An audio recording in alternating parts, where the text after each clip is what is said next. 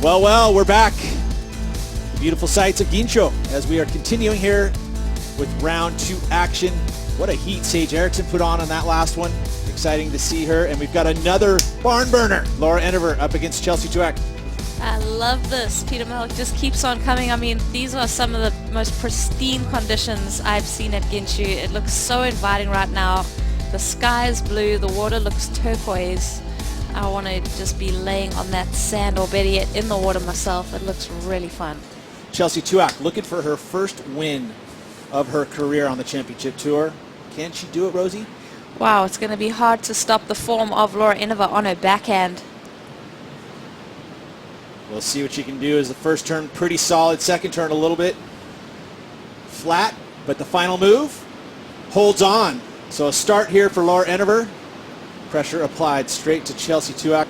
Big theme. We're always talking about the big tide change, but we are starting to see that tide suck out, and it is getting shallower on the inside bank as we watch the replay here of Laura Enever. I'm excited. That bottom turn, top turn situation was beautiful from Laura. We talk about this being her weapon of choice, this backhand. She finishes strong with that maneuver. Wouldn't mind seeing that one be a little more critical, but we've been mentioning there's rocks on that side. There's that rip that's running up the face. Maybe smooth out a little bit now, but yeah, Laura just negotiating that wave so well. And right now, looking at, as you look at an opportunity here, looks like Chelsea's going to make a move. Looks like it might have a nice little wall on it, and see what she can do with it. She drops in on the backhand. First turn, not as big as Laura's wave, but it does have some open face, so she gets a few carves in. So we're down to 7:45 to go. And an incomplete finish move from Chelsea Tuach. You know, this isn't going to be a huge score, but she is building. I'll give it the positive vibe warrior. Yep. She's building scores here. She's trying to get a little bit of momentum. I want to see her surf outside herself. I mean, watch this turn over here. I think she definitely could have brought it into that critical section a little bit more. And that wave really goes a little bit flat on her, so it's a lot of energy used on this wave. I think sometimes when you're a rookie on tour, that all of a sudden you need to refine your surfing a bit.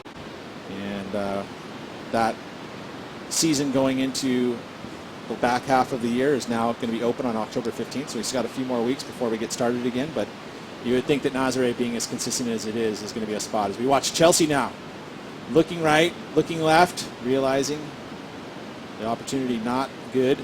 So she kicks out. Her last wave came in at a 3.17, so now only looking for a 4.84. Laura really gave it a good dig. If Chelsea had kind of swung and maybe not looked at that wave, she could have gained the priority. I did not notice. Let's take a look. Let's have a little look. I mean, Laura has priority. She would have lost priority. Chelsea decides to go. It's almost like you know that that's a medium-sized wave. It's not offering too much, so you know, maybe rookie tendencies. You bought into the fact that it looked like a good wave? Yeah, so Laura just selling Chelsea on a lemon where Chelsea could have swung and got priority. Well, here she is trying again, this time on her forehand. As this wave flattens out, gets the first move, going to pick up a bunch of speed to the inside section here. Again, only needs a 4.84, which isn't a big score to turn the heat here with 2.5 minutes to go. Laura is going to have to be very careful here that she doesn't put herself in a position where she doesn't get at least a good backup to back up that 7-point ride. Yeah, well, that could play into Chelsea's favor right now. I mean, a 4.84 required. Touch and go if she gets it on that last ride, but Laura's really got to be looking to back up that 7.0. Let's have another look at Chelsea on her forehand. Looking for the carving move. First turn strong. She works that board rail to rail, so keeping some speed. I would have liked that move to be just a bit more dynamic. I think that's the word we've been using all day, but it's just so true, just showing that. Really, at this point, she picks up a closeout, gets one big move, puts a 5 on the board. She put herself in a much stronger situation, and here she is. She's taking off on this right-hander. First move, carves back to the foam as this wave flattens out in that section. We'll see that now It'll be steep in the beginning and then flatten out, but then goes into the shore break. Again, no mistakes here from Laura Enever. She finishes up on the inside. Big float to close out that wave. And she'll call it a heat with a minute to go. So now Chelsea's going to need a big score. You know, you talk about Keely Andrews too. We'll touch on that. With 20 seconds to go, here we go. Chelsea Tuach needs, don't know yet, as we have yet to see Laura Enever's last wave. We'll see the opportunity through the inside this wave. Stop breaking, but she's still gliding her board over those sections, but she needs to do something very big here on the inside. Carrying a bunch of speed, but just the floater. And scores coming in now for Laura Enever. Going to be mid-range 5. It's a 5.83. And now needing a 9.6 on that last wave. As we look in, again, the fans of Portugal embracing all the women.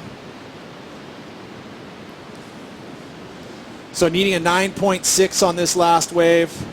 Scores are already in. It's a 2.7, not enough. Yeah, Chelsea just struggled to find that critical section on this wave. Worked it over quite nicely, but just didn't give her what she needed. Little bash. She knows it was not enough. All right, well, there it is. Laura Enever takes the win over Chelsea Tuach.